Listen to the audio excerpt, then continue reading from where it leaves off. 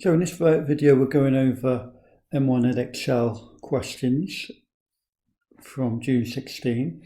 The first question is a constant velocity scenario that we're being asked about. A relatively common type of question. It says find the direction of motion of Q. Now Q, as we've been given the velocity here, I always think it's a good idea to do a diagram. 20I minus 5j means it's going 20 across for every 5 downwards. So it's going 20 across like that and 5 down. But it wants us to measure the bearing. It wants us to, not to measure it, it wants to give us an answer for the bearing that this thing is moving. Now, the thing about bearing we should know is that it's going from the north clockwise. So in other words, the angle which we're being asked for is this angle here, which clearly will be greater than 90 degrees. Now, what we probably want to do first of all is work this angle out. So that angle there, using SOHCAHTOA trig, is tan alpha is equal to 5 over 20. Okay, so that angle there is 14, just over 14 degrees, 14.036 degrees, the angle alpha equals to. So we just add 90 to find the bearing. So the bearing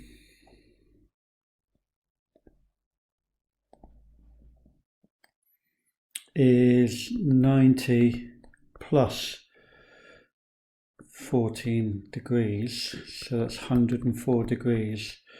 It does want it to the nearest degree, so let's make sure we give it to the nearest degree. Okay, so that's the first question done, first part of the first question done. Second part, it's talking about motion of something, these things travelling at constant velocity, and it gives positions. Position B is initially at 400I when t is 0, and Q is initially at 800J. Now it's not necessary to do the question to do this for the question, but it might be worth just doing a diagram just to explain for those who perhaps are looking at this and they're not well practiced with this. 400I means that it's starting off at around about here. Let's say, if we say that's 200 here and 400 here. Okay, that's position P. That's vector.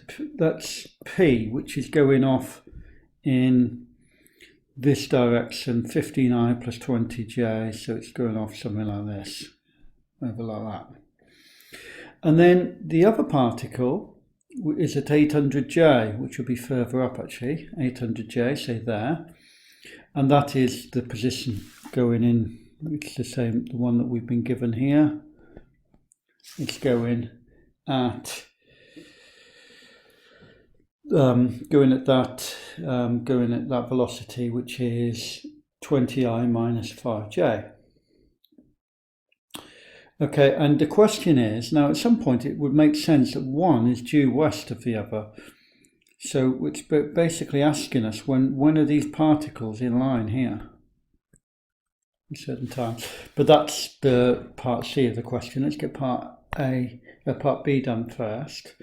There's a useful formula for this type of thing, which I think is useful in these kind of questions. It's basically based on the formula for constant velocity, which is displacement over time. It's a rearrangement of that, really, but it's more handy to write it as position vector at time t of a particle travelling at constant velocity is equal to the initial velocity plus the velocity times time. So, but they've said that they've called the position vector of p at time t as p. So we'll write p is equal to the initial position vector of p, which is equal to 400I, plus the velocity, which is equal to, this out again, is equal to the 15i plus 20j t. Okay, that's our position for part P. It doesn't ask us to rearrange it or anything like that, so but I will do, but that's what's required for the marks. Let's put the i's together. 400i plus 20t, not 20, 15t, 400 plus 15t i for the I component, and the A component is, the J component is 20tj. There we go. And then we can do the same for Q, which is initially at 800j, given there. So Q is equal to 800j plus the velocity of Q is given here, 20i minus 5j plus times t, and we can rearrange that to 20t I plus 800 minus 5t j. Okay, so what we're going to do is, if they're due west of each other, the y coordinate or the j component to same. So due west, this is part C now.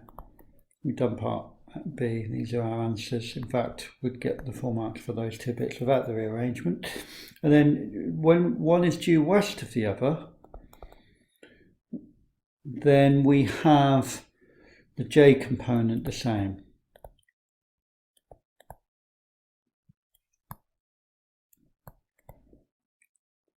So that means that these two components here have to be the same when one is due west of the other. So we can equate those two. So we can say that means that we have 800 minus 5t must equal to 20t, which gives us 25t equals 800, so t equals 32. Now it doesn't ask for the time here, so it's so tempting to leave it there because so many questions ask for the time when one is due west of the other, but it wants the position vector of Q, and we've got, that means we can put, that means we can put t equals to 32 back into this expression here to work out the position vector of Q. So Q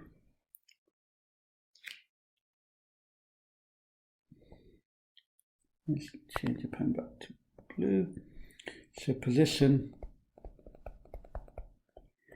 vector of Q at this time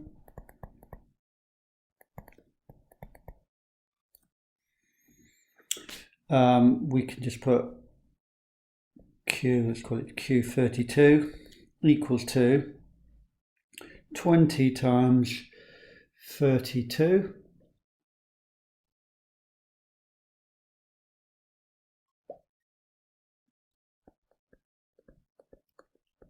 I plus 800 minus 5 times 32 j, and then that gives us the answer Q at this time is equal to 640i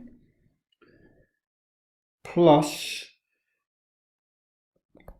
it's actually 5 times 32 is equal to 160, so that's 640j also. Okay, so that's the first question done. Okay, so this is a question with connected particles. There's been a few of these questions where they really test this idea of a contact force or reaction force. And if you actually understand the principles, there's not a lot of work to do, but it can be a bit confusing. We've got a pan here, which is a scale pan here, which is being pulled by a vertical rope, but it's moving vertically upwards with acceleration 0.5 meters per second squared. Okay, and it's being pulled up obviously by means of some tension, which is what it wants us to work out in the first part.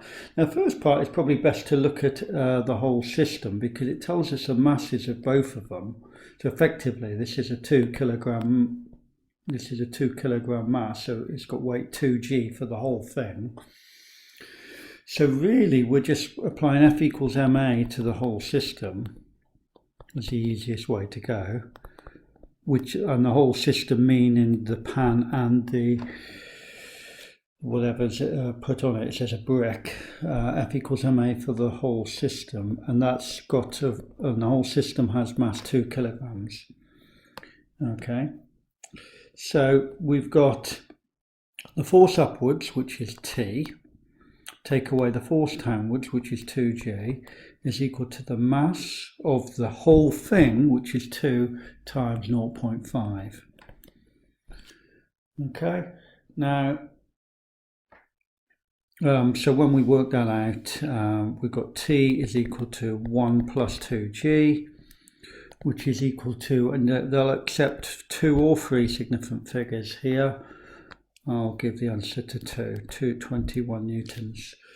Okay, but they also would accept 20.6. It does say on the front of the paper to give 2 or 3 where an answer of G is given. Where an answer of G is used, and use G is 9.8. Right, okay, so that's 3 marks for that. So pretty straightforward, not a difficult thing to do at all. Once we know what to do, then we're not getting confused by anything else.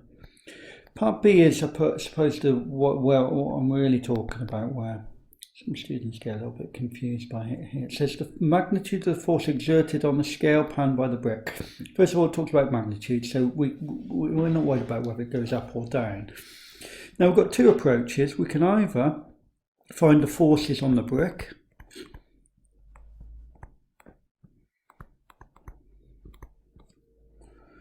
right, because you might say, well, it wants the other one, but by Newton's law, every action has an equal and opposite reaction. The force on the brick is going to be a reaction force here and a weight coming down, but remember it's just the brick this time, so it's 1.5g. Okay, is the reaction force on the brick. Sorry, it's the weight of the brick. So we could either look at forces on the brick or forces on the pan. Then we've got the tension, which we've already worked out, 20.6 newtons. Okay, and we've then got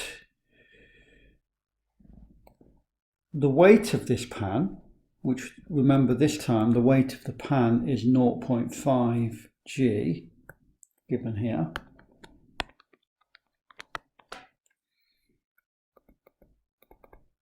But we also got the reaction force, and these two, by Newton's law, Newton's third law, are equal and opposite.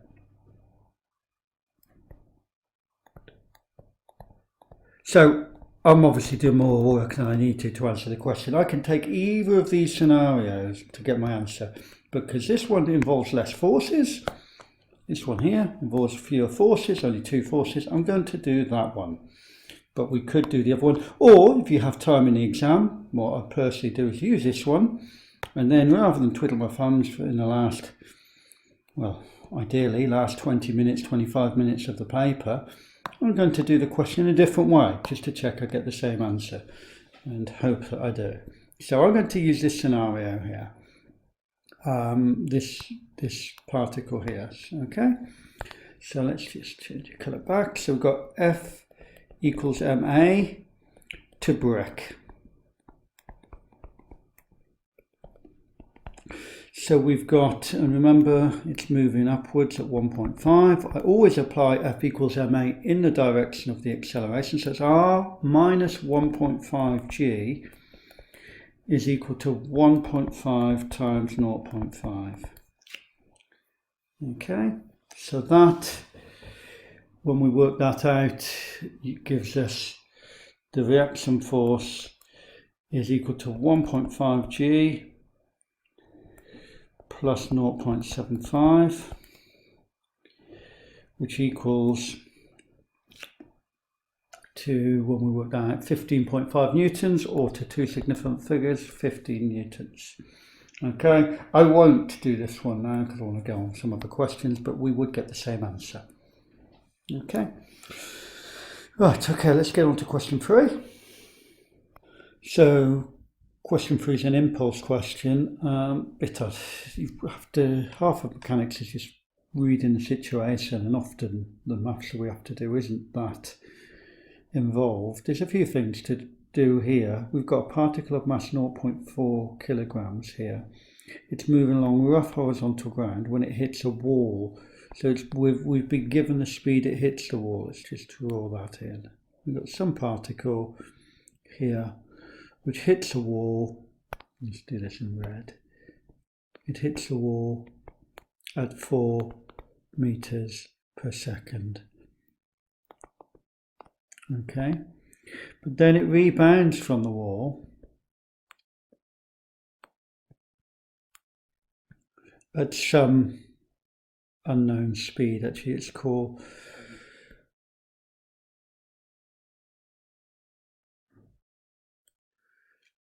that speed u. It's a bit strange I'm calling it u because I suppose u in my impulse equation is that, but it's only because it's going to be the initial speed when I'm going to be applying my equations of constant acceleration, or through that equation. So we don't know the speed it rebounds at.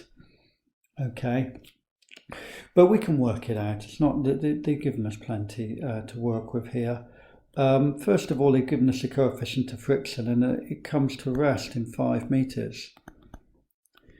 Okay, so we can work out the deceleration of this thing, because it will be decelerating, obviously, because it's been brought to rest in that time. We know that the reaction force, obviously, is balanced with the weight here, and we're given the weight, or we're given the mass, which is 0.4, so the weight, or 2 over 5, so the weight is 2 over 5 g. So R is 2 over 5 g. So if we work out the friction, F equals mu R, and R is 2 over 5 g because it's balanced with the weight. So therefore we've got the frictional force is equal to 1/8 of 2/5 of g. And that actually comes to g over 20 is the frictional force. Okay, so now let us apply v squared. Well, no, we have to apply F equals ma,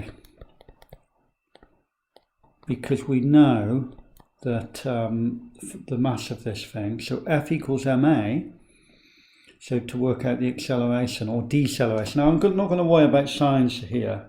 We know that the direction of friction will be this way here, and we know that the acceleration is here, so I'm not going to worry about negatives or anything. The fact it's a deceleration. As far as I'm concerned, at this point I've got a force here which is causing a acceleration.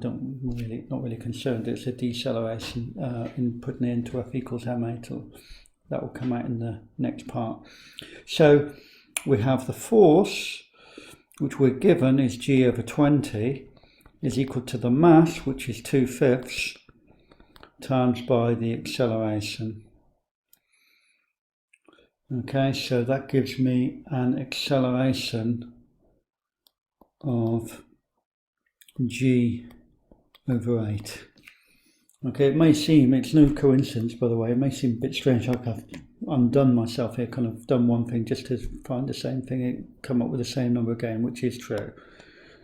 You'll see that in these situations. So we've got A is equal to G over 8. Now we can use our SUVAT, or shouldn't really use the word SUVAT, equations of constant acceleration. Okay, so which is why I've called it U in here, because U is my initial speed, or initial velocity. And it finishes off at 0, because it's not moving. And U, which is the unknown we don't know, plus 2 times, now here's where I need to be careful with the signs of the thing. It's actually minus G over 8, because it's decelerating. Okay, so I'm taking that and putting a minus in, times by 5, because we're told it's 5 meters it comes to rest.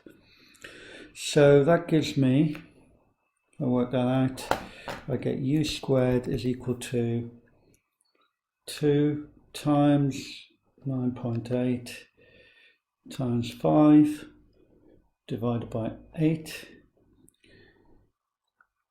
12.25, taking the square root of that, I get 3.5. Okay, so now I can use my impulse equation. So I've actually kind of used 4 steps here, but 4 very, very quick steps. mv minus mu.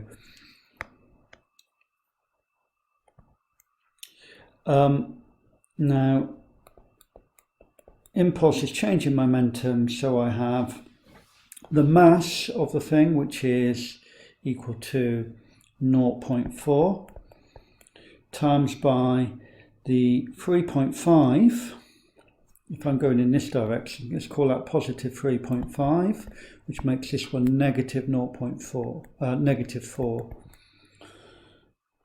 Okay, so that gives me impulse of, that's 7.5 times 0.4, which is 3 Newton seconds. Is that question done? Question 3 done. Okay, now let's look at question 4. Okay, question 4 is a speed time question with 2 trains travelling. There's quite a lot of information to digest, and it does take a while to read through. First of all, it says M overtakes N whilst they're travelling with speed 40 meters per second. That basically means they start at the same place. And then later on it says that they both finish at the same place because they finish at point Y. And then it gives us various information about what the speeds are at the various times. But the key thing is that they've travelled the same distance in the same time, because they've started, one's overtaken one at the beginning, and then they end up at the same place at the end. So let's just work on that idea, and let's go with one of them and then just do the other one on top of that. Right, okay, let's just start off with M. It starts off with speed 40 meters per second. Okay, and it says it travels at that for t seconds. So let's write down t there. And then it decelerates, come into rest at some point y. Like that. Okay. Now, then it says for the other one, that starts off slower. They started off at the same point. They end up. This is the same point at the beginning at point X, and now they start. This one starts off slow at 30 meters per second. Now, if they're going to end up at a different place, then the area at the same place, then the area underneath both of these graphs has to be the same. And the only way that can happen is if they they have the lines here at this point cross, because we need the area under this trapezium to be exactly the same as the area here. And the only way that can happen is if we've got them crossing over, like the lines crossing over here like that. Okay, let's just draw that up again. because I want to perhaps exaggerate I want to work with the diagram a bit more in the next part. So I'm going to draw that up again. Don't be afraid to do that in the exam as well. If you feel, oh, I've got a graph here which will probably get me the marks, but I can work with a better one to start with. I'm going to now draw the other one to start with. So that's starting off at 30 meters per second. Okay, and that is going to go to rest here, like that. And the other one is starting at 40 meters per second. Okay, and that is going to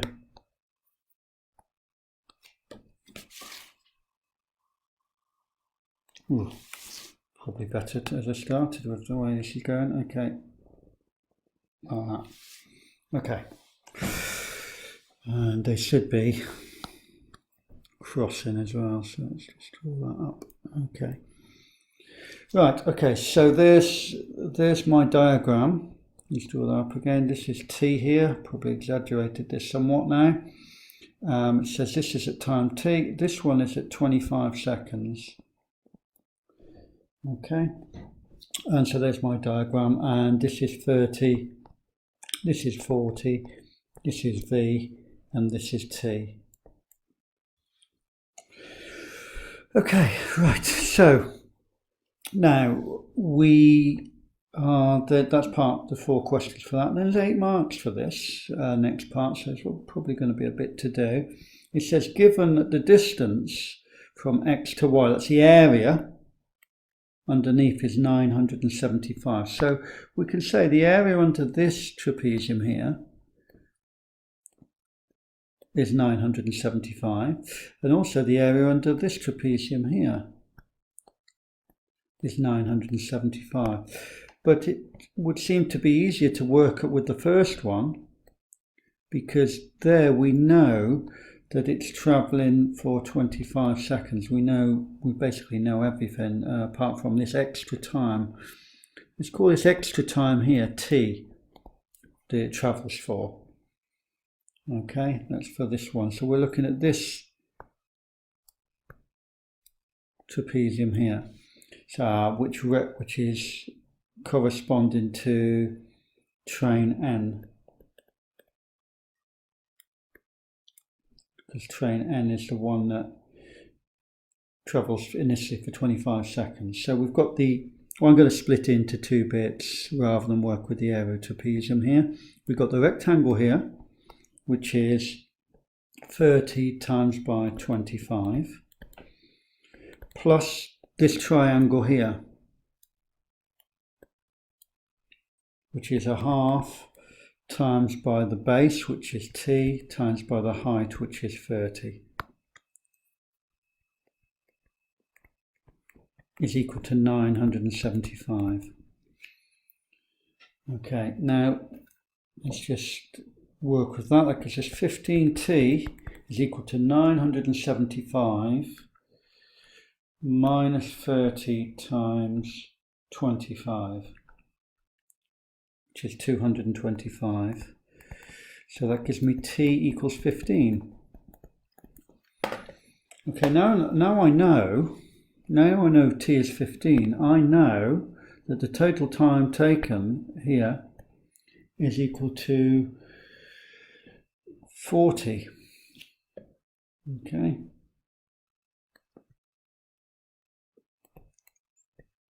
So this total time here is 40. Because I know it's this 25 plus the 15 I've just worked out. Okay, I don't know what this is, t, but this is what I'm being asked to work out finally. Okay, so now I will work with the trapezium, the second trapezium, to work out what t is here for. So we're now going to consider the motion of train m.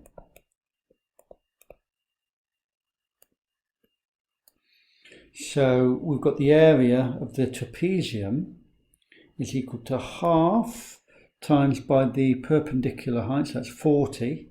times by that height 40 there,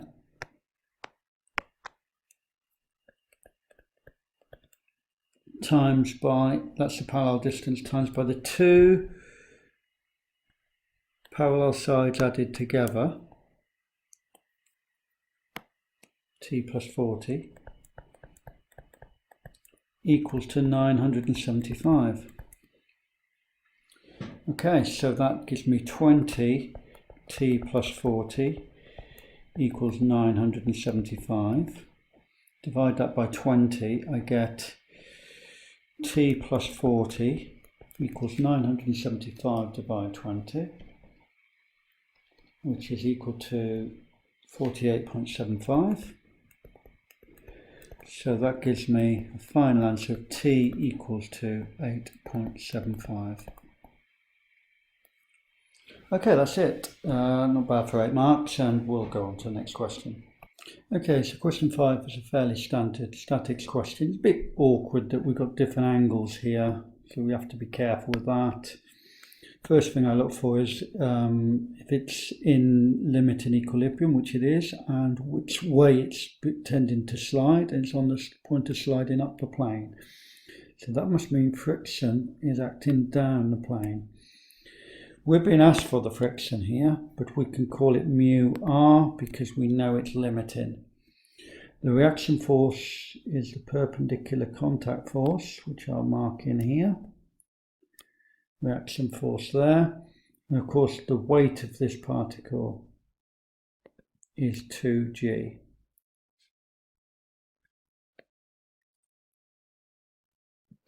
Okay, let's mark on some angles. This angle here is 20 degrees. Okay, so I'm going to do my 2 resolving equations and then use F equals mu r to bring the 2 together. Okay, so let's just do the resolving bit. So if I resolve parallel to the plane, okay, I've got parallel to the plane, I've effectively got these forces here. I've got mu r, I've got some component of this, and I've got some component of this force as well. I don't have the reaction force because that's going in a perpendicular direction to the plane, and it doesn't have a component parallel at all. Okay, so let's just work with that. Let's put that for some reason. Okay, so let's just work with that, and let's work with each force individually. So we have the mu, let's go forces up the plane, is that one only, isn't it? These two forces are acting down the plane. So forces acting up the plane are balanced with forces acting down the plane.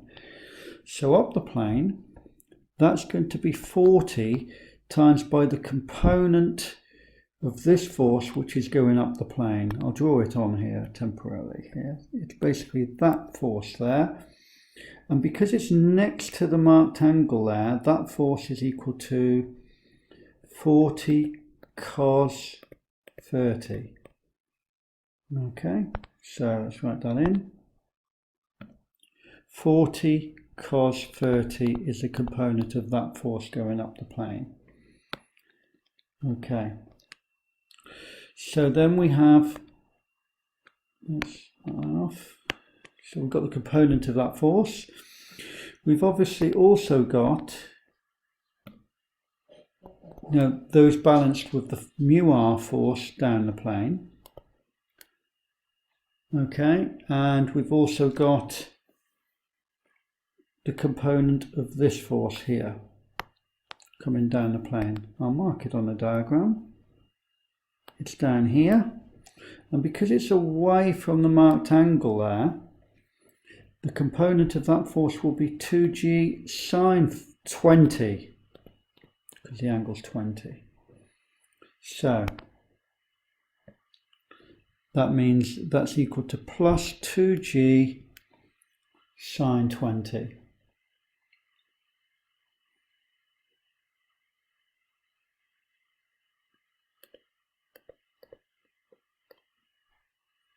Okay, so that's the forces there. Okay, so that's that done.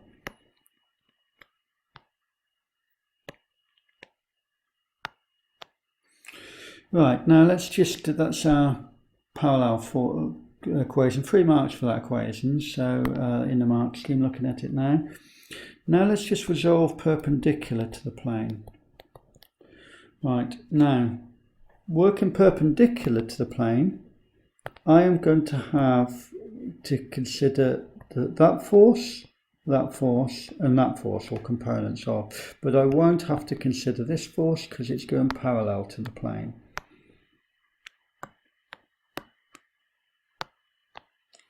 Okay, so let's just work with those. So if I'm resolving perpendicular to the plane, I've got, let's look at forces going in this direction first. We've only got the R force here, which is going perpendicular, and it's going exactly perpendicular. So it's R equal to, now let's look at the component of this 40 Newton force here. It's going to be going into the plane here, but because it's away from the marked angle 30 degrees here, that means it's going to be equal to 40 sine 30 degrees for that force that's going into the plane like that. Okay, 40 sine 30. And that means we've still got this the component of this force to consider. That will be 2g cos 20 because it's next to the marked angle 20 degrees here. Now some people don't actually always convert to cos, but I always prefer to actually work with sine and cos and keep the angles the same. If you actually look on the mark scheme for this, if you get a hold of it, it actually, well, I'll just write this down first and I'll see what I mean. I don't really like it, but it's the way it's taught and it's the way the textbook, the main textbook for this course seems to encourage you to do it. So I will write it in what it says in the mark scheme, but don't really like it. Anyway, we've got 2g cos 20. So yeah, going back to what I was saying, what the mark scheme says is 40 cos 30 is equal to mu r plus 2g. Instead of keeping this 20, they call that cos 70 degrees. But I do find the diagrams get really messy when you have to mark all the different angles on of 20 and 70 and 30 and 60. So that's what the mark scheme has said, but because they've converted always to cos rather than ever considered the sine of the angle. And likewise for this one, it wrote the mark scheme that Edexcel have produced as written 40 sine 30. It's obviously the same thing. And some of you wondering why I'm chatting on about this so much, but I think the actual mark scheme says that. Not sine, of course.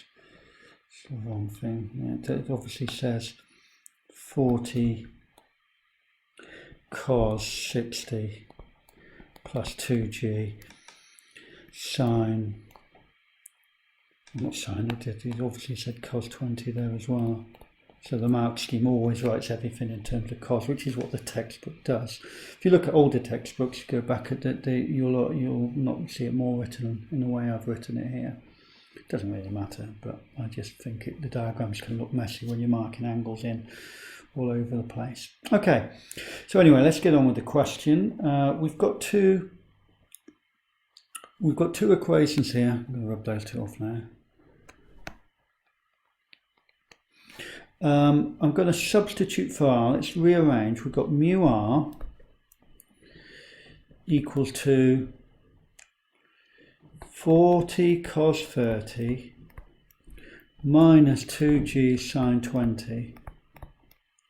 And we've got r equals to 40 sine 30 plus 2g cos 20. So if I substitute for r,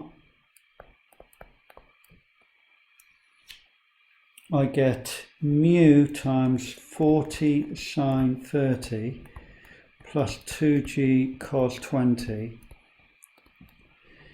equals to 40 cos 30 minus 2g sine 20.